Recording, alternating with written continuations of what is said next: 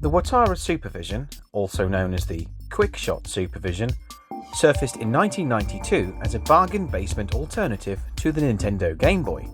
Despite an initial retail price of $49.99 meant to undercut the Game Boy at $89.99, it failed to gather any traction and faded into obscurity almost as quickly as it arrived. As would be expected from a failed console, the library of games for the Supervision is fairly small, due in part to a lack of third-party support or good licensing. Most of the games were made by Watara themselves or budget third-party developers, and it shows. I have painstakingly played through every title the Watara Supervision has to offer, so you don't have to, in order to find out if any of these games are at all worth playing. The short answer is, well, no. However, there are a handful of games that stand out to me as the least awful, or at least they didn't make me want to gouge out my eyes with a rusty spoon. So without further ado, this is 5 of the best, 5 of the least worst Watara Supervision games.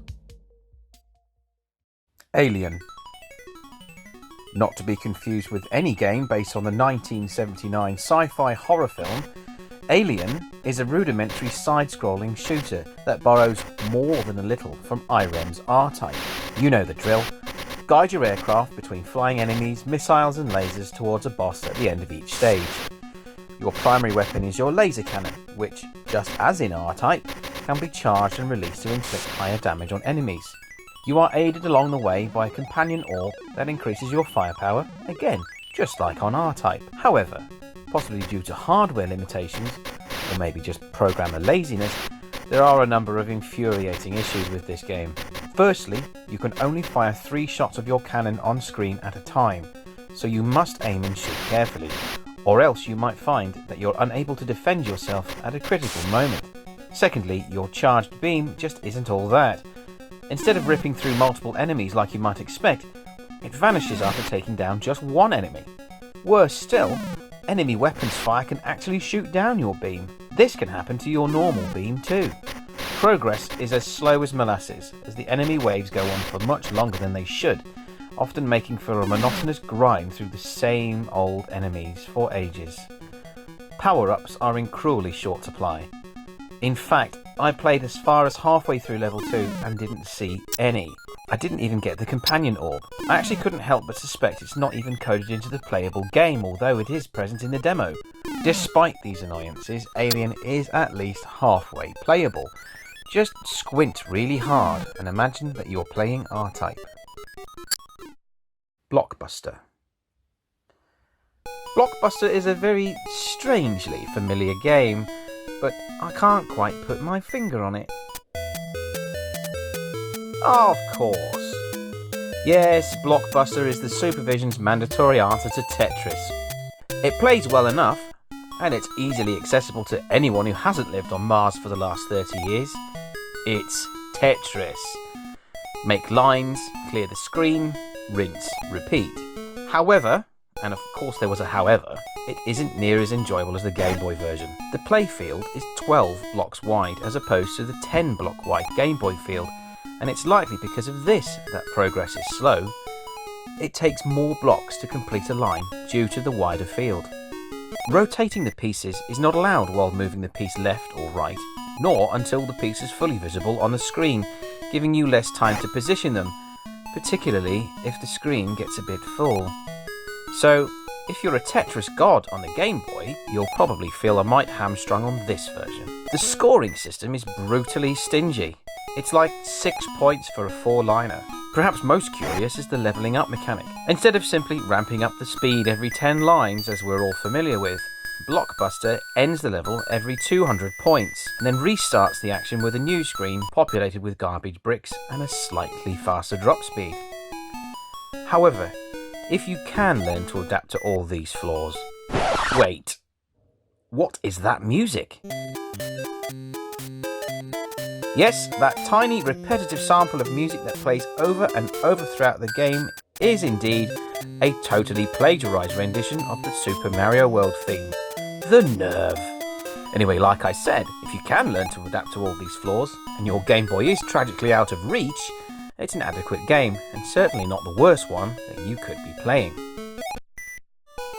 Crystal Ball. Originally a pack-in title for the Supervision, Crystal Ball is your standard paddle and ball block-breaking action puzzle. You will have seen it all before in many guises, be it Breakout, Alleyway, Arkanoid, you get the picture. You know what? This one isn't that bad at all. It's a Breakout clone, so what else is there to expect? Choosing between beginner, advanced or expert difficulty increases the speed of the ball. Other than that, the game progresses in pretty much the same way. The physics are good, the difficulty ramps up nice and fairly, and it is as satisfying as ever when getting the ball up to the top to knock out several blocks in a go. The expected power-ups are present and correct, extending the paddle or slowing the ball to help you, or shortening and slowing the paddle to hamper you. The music isn't annoying, and certainly doesn't infringe any copyrights as far as I can tell, so there is much replayability to be had. It's as if they put some care and attention into this game, at least enough so that it's not a hot mess. It's not going to set the world on fire, and it never would, but Watara was certainly proud enough of it to want everyone to play it by bundling it with the console. It's also not horrible either, and if, say, you find yourself locked in a basement with nothing but a Watara Supervision and this game, you could probably pass the time with it while you await rescue. John Adventure. Who is John? Where's the adventure? Those questions and many more will be answered in this... No, they won't. It's really never clear who John is or what adventure he could be on, and this is, yep, a Dr. Mario clone. Match up 4 in a row of the same colour pieces to eliminate the definitely not viruses from the playfield to move to the next level. The resemblance to the Dr. Mario game is uncanny in all details, stopping short of actually featuring Mario, instead tempting copyright infringement with a suspiciously Pac-Man looking mascot on the screen. It plays about as you would expect, except quite a bit slower. It certainly appears to be a tendency of Supervision games to play like Game Boy games, chilled to absolute zero.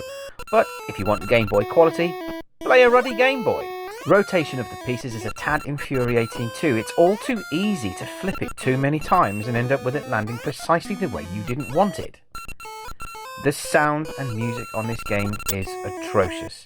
It's discordant and grating, and it oftentimes really does detract from the gameplay experience. Best to turn the volume down on this one. Just in case you accidentally touch the volume dial, fill your ears with cement to make sure. It's very possible that the sound effects could send household pets into a murderous frenzy.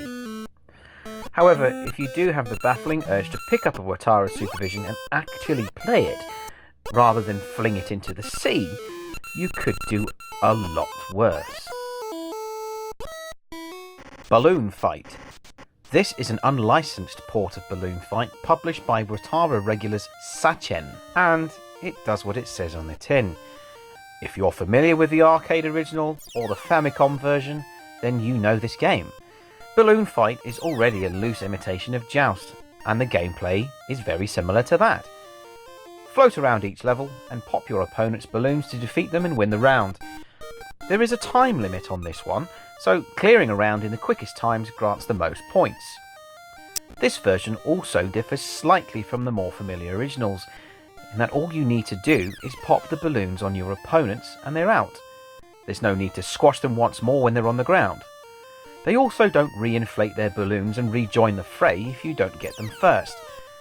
There is also no piranha to pop up from the water and gobble up any unfortunate balloonists who come too close. In fact, there's no water. Instead, there are spikes that kill you instantly if you float too far to the bottom of the screen.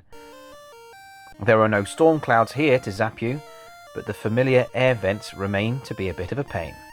But hey, it's a Watara Supervision game, and for a Watara Supervision game, it's about as good as you can expect. It feels like Balloon Fight, it plays like Balloon Fight, although it doesn't quite look like Balloon Fight. You're, what is that, a panda? And your opponents are penguins, I think. I mean, it does make sense. Being flightless birds, how else would you expect them to fly?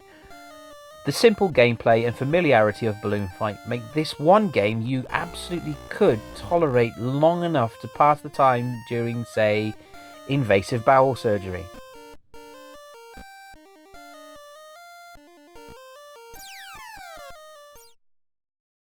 And that completes my 5 of the best Watara Supervision games. It probably hasn't escaped your notice that they were all clones or imitations of well-established games that, spookily enough, were also found in the Nintendo range. If you have a favourite Supervision game that I didn't mention in this list, firstly, get professional help and then comment below. As ever, if you've enjoyed the video, please hit that like button and I would be super grateful if you considered subscribing. Thanks for watching. See you the next time on Retro Respawn.